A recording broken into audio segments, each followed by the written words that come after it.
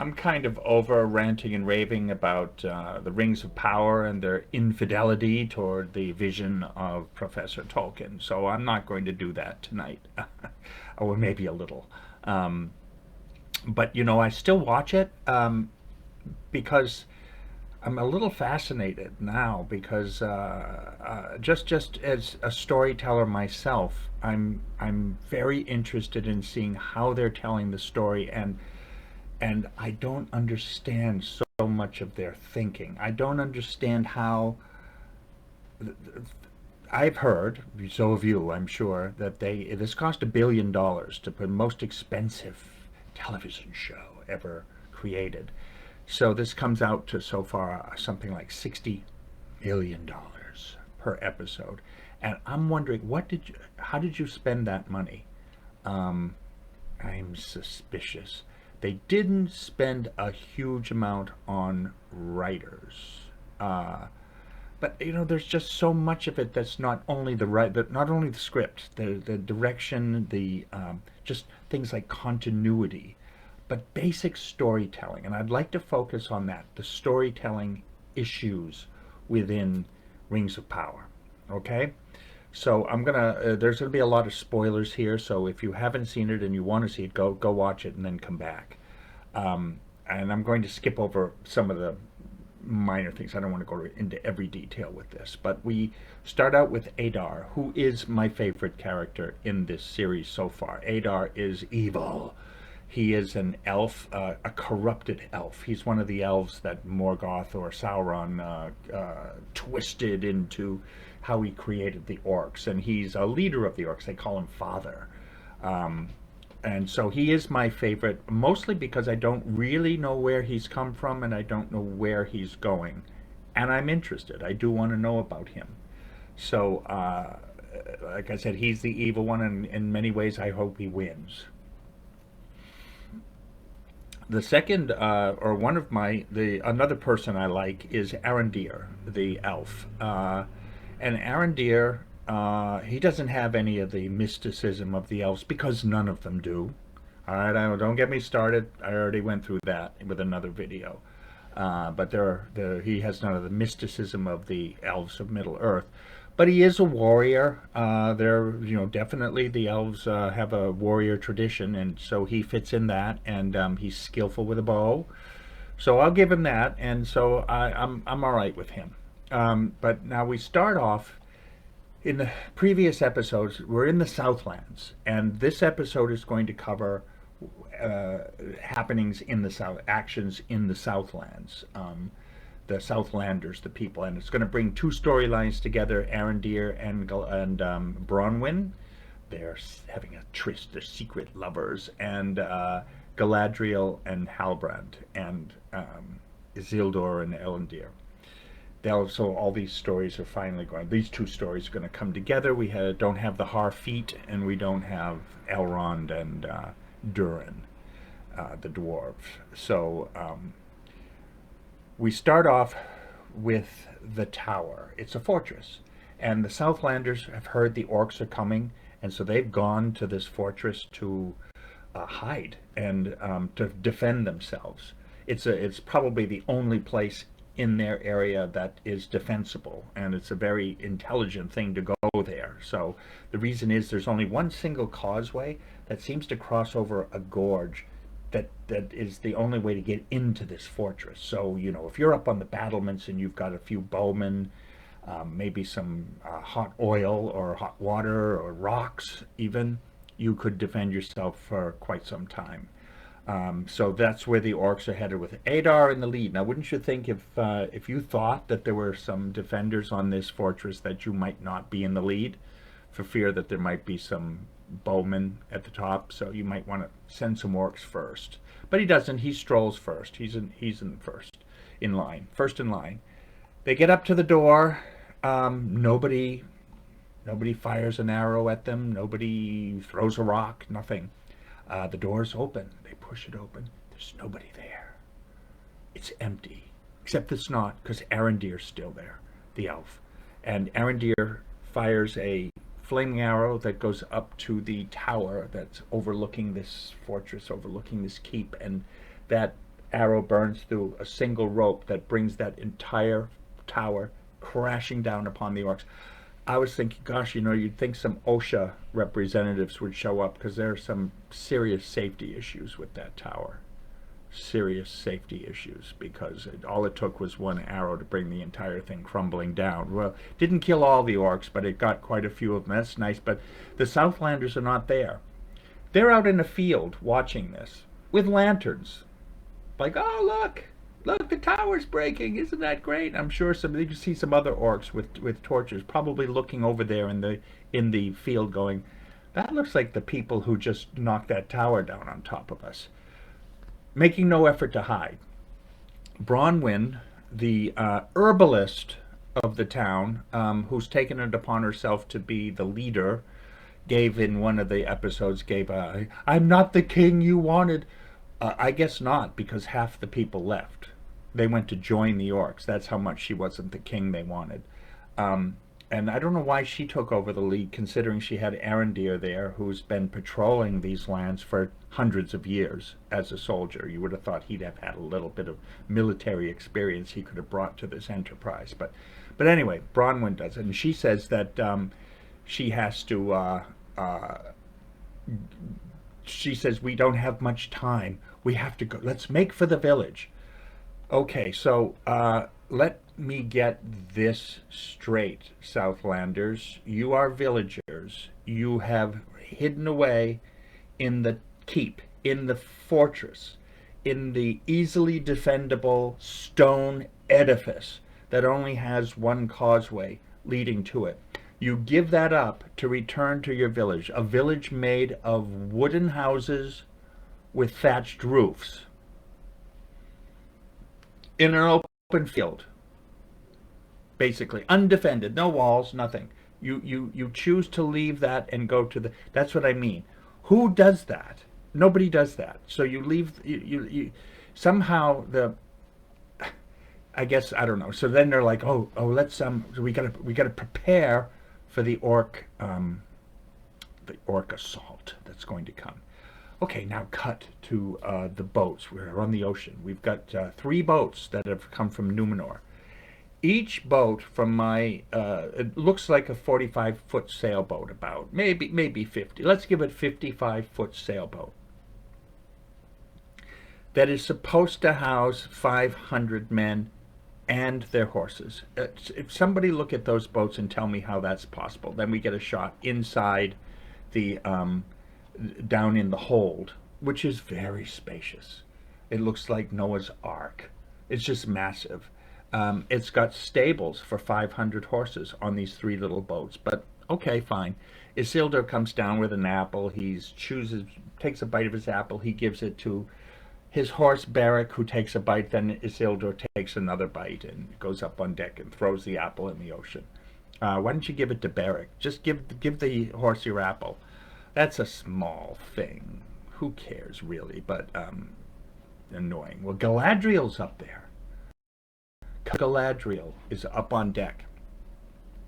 And she says, why did you come? Did you want to see the land? And he says, you want to be the first to see the land? He's like, yeah. You got too late. I already saw it, because I saw it an hour before you're going to see it. Because Galadriel can't give anybody credit. She has to announce that she's already seen it for an hour, because she just cannot possibly pass up a chance to show that she can do something that others can't.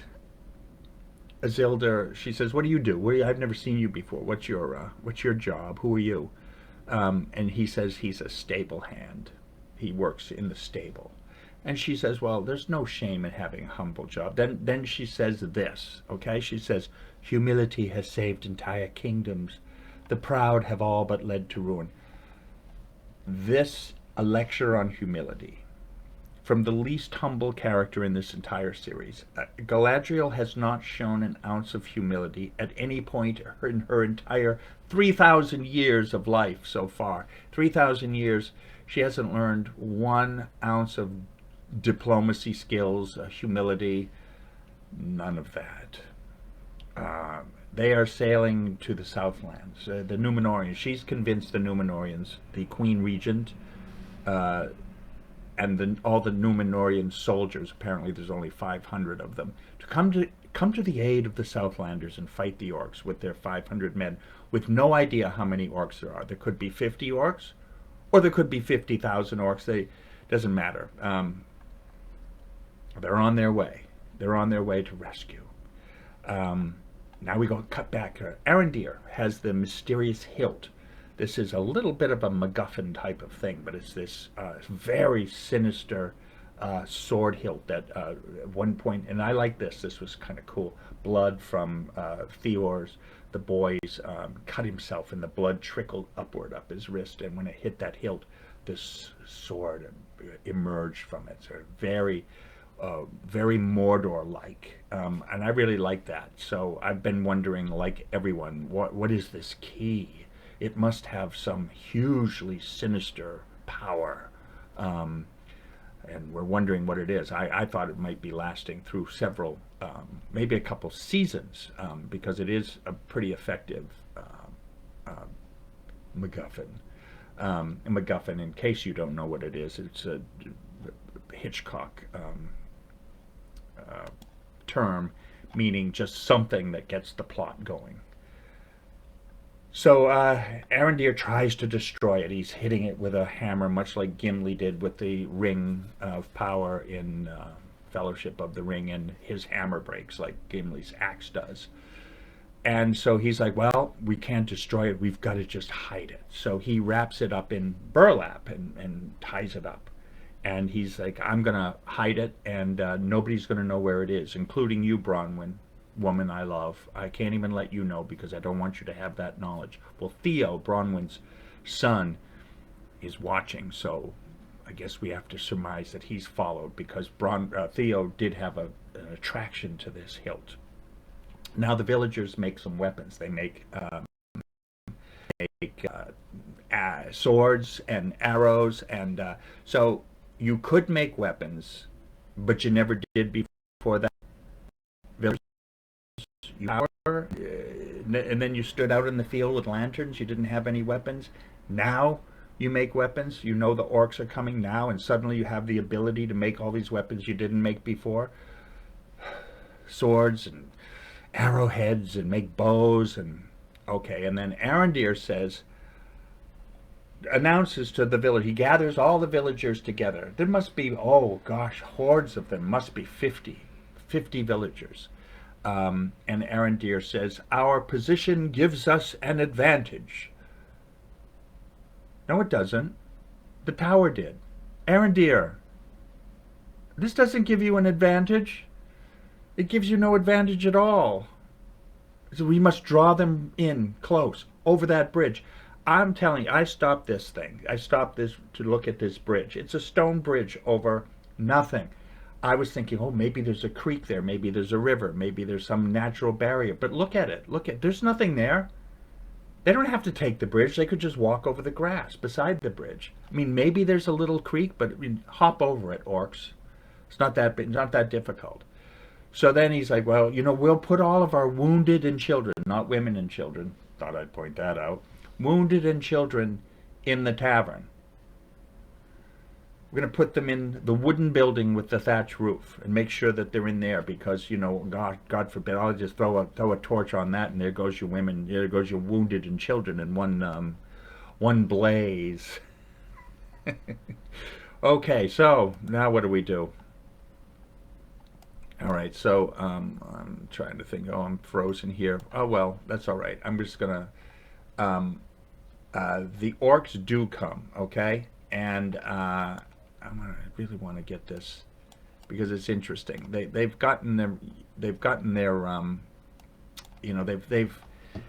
fortified their village, and they fortify it with by putting together wagons full of hay that then they put oil on, and they're going to use these to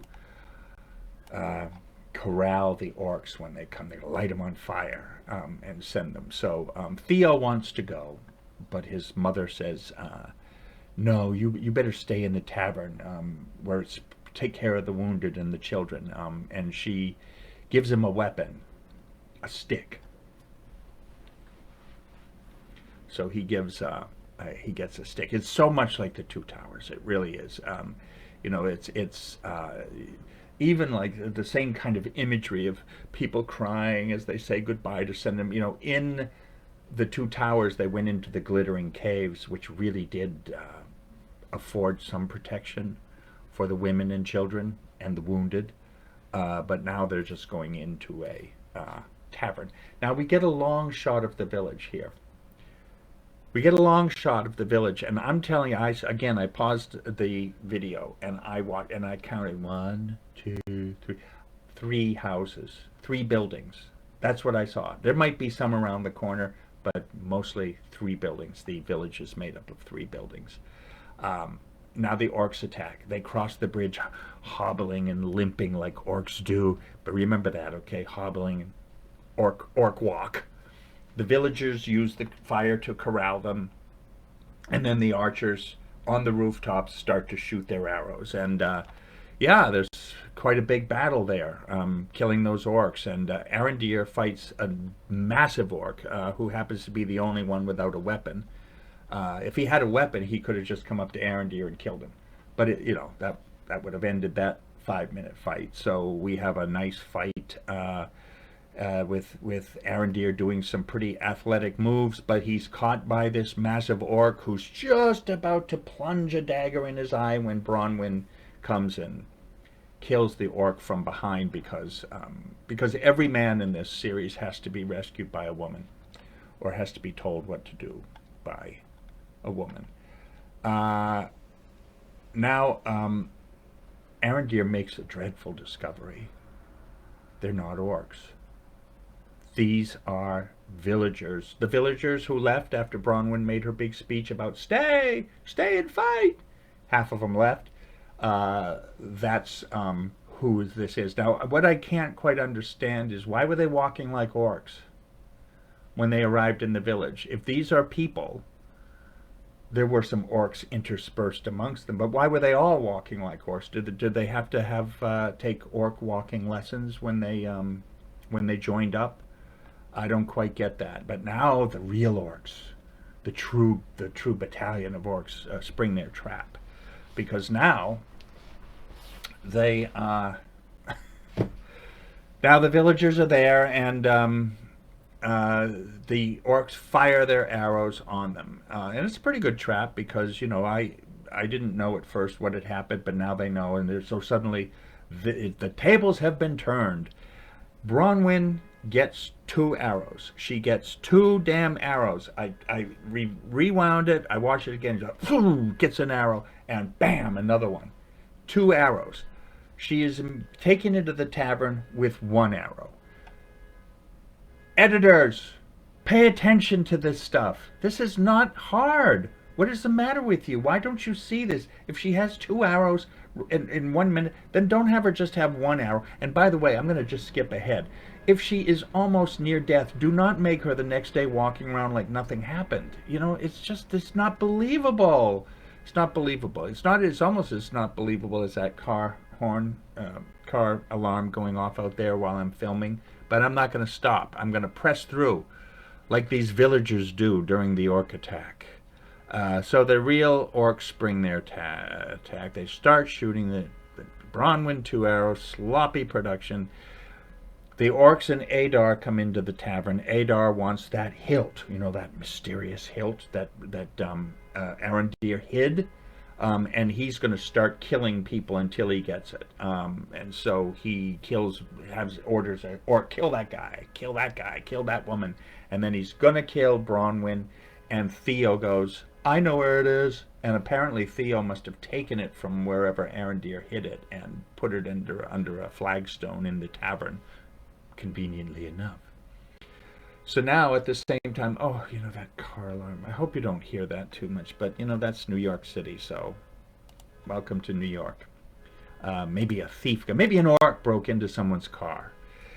So now, at the same time, the Númenóreans have arrived, okay, and they are led by Galadriel on horseback like the riders of Rohan,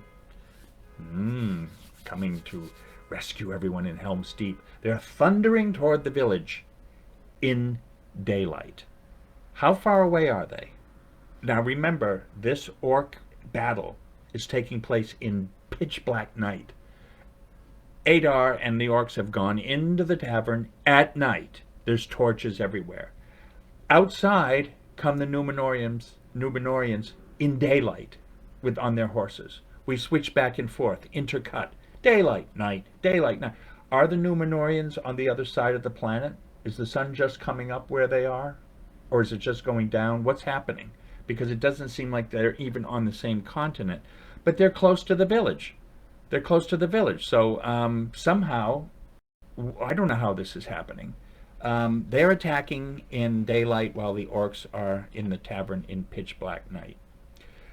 Theo gives the hilt to Adar to prevent Adar from killing his mother. Okay, Adar opens the burlap, unties it, opens it up. He sees it is the hilt. And he says to Waldred, Waldred is the leader of the people that left, the Southlanders who left to rejoin the orcs. He says, I have a task for you. We don't see that task happen because suddenly the Numenors have attacked. Now, they come out of the tavern and, oh, behold, it's bright, it's daylight. They come out of the tavern just as the Numenorians attack because now suddenly everybody is in daylight. Adar gets on his horse, still holding that hilt wrapped up in the burlap again. Remember now, remember, you got to remember this. There just probably aren't a lot of things wrapped up in burlap sitting around the village, wrapped up with twine. Probably not a lot. There might be one or two somewhere, but I doubt there are any right there. So just keep that in mind. So Adar has this burlap wrapped hilt. And Arondir sees him get on a horse, and Galadriel's riding by.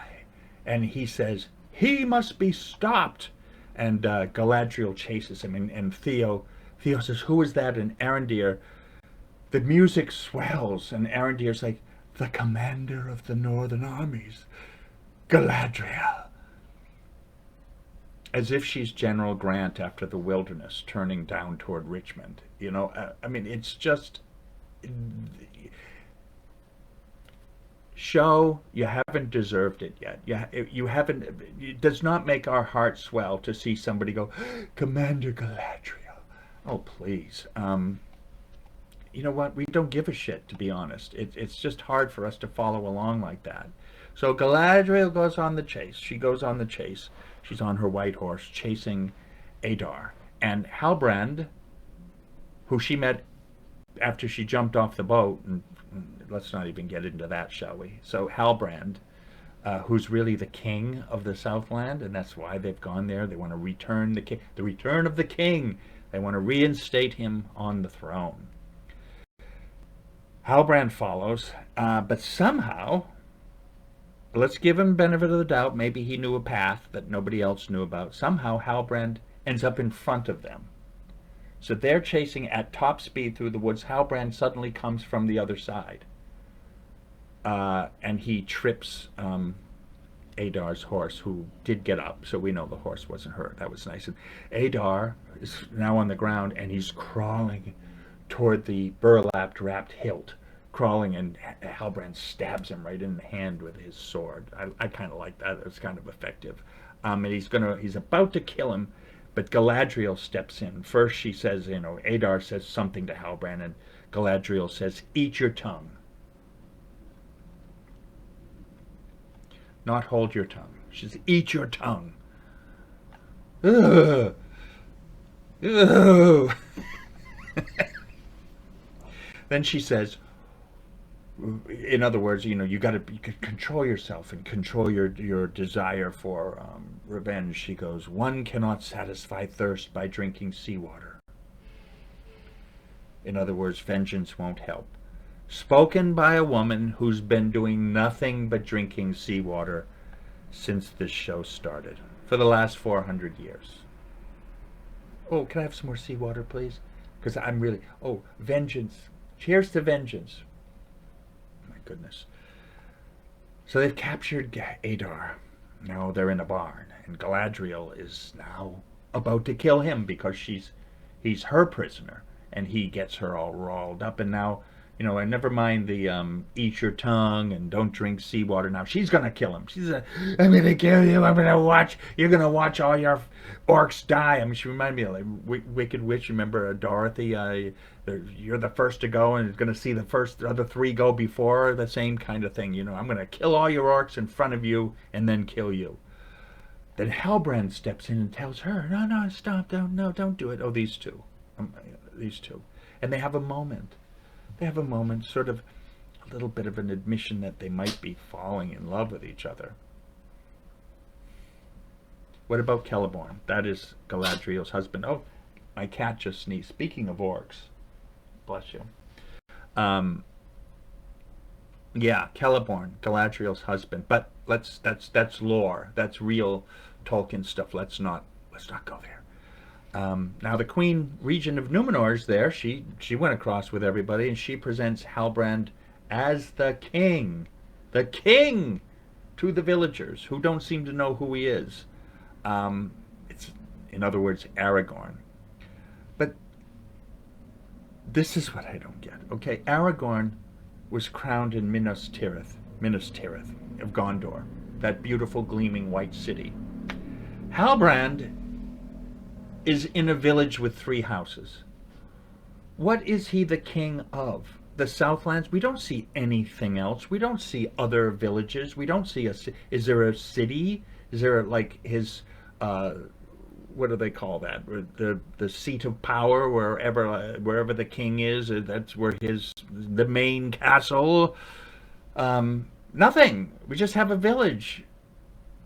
Is that all of Southlands? And why don't they know who he is? And they don't even question it. Oh, you're our king? Oh, okay. Hail, hail. Ugh. And the cavalry from Numenor, okay, along with the Queen Regent and Galadriel, Halbrand, the whole gang, Isildur, Elendil, they travel 2,000 miles, who knows, about thousands of miles over the ocean, and then up a river. It says it's going to take them a day, and then other 200 a day for another full day's ride for a village with 3 houses. You're going to do all of that now. This doesn't make sense. It doesn't make sense. Why? They have all these resources. They've got $60 million damn dollars. You can't use CGI to make armies of thousands like the attack on Minas Tirith. You can't do that. We need thousands of horsemen, thousands of cavalry. We need massive villagers, big villages, cities that are worthy. This makes no sense. Who would do this? It just doesn't make any sense. Oh, I don't get it. I don't get it, you guys. You could have done it. It's not. Peter Jackson did it. He didn't have that much money in this.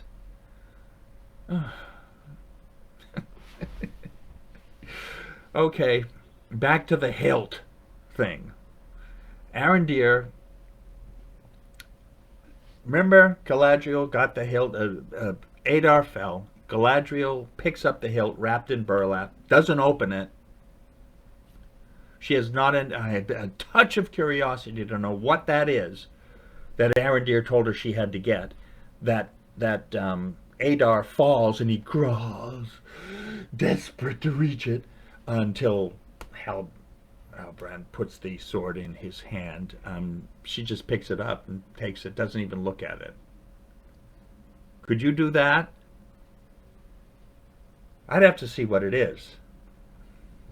So she brings it back to the village and gives it to Arondir, who also doesn't open it.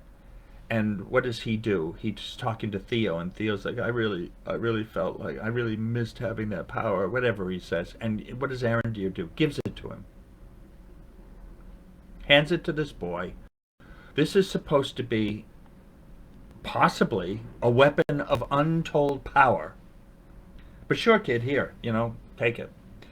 Arondir walks away, and Theo's back with his beloved hilt. And Theo unwraps it, and it's a hatchet. A hatchet.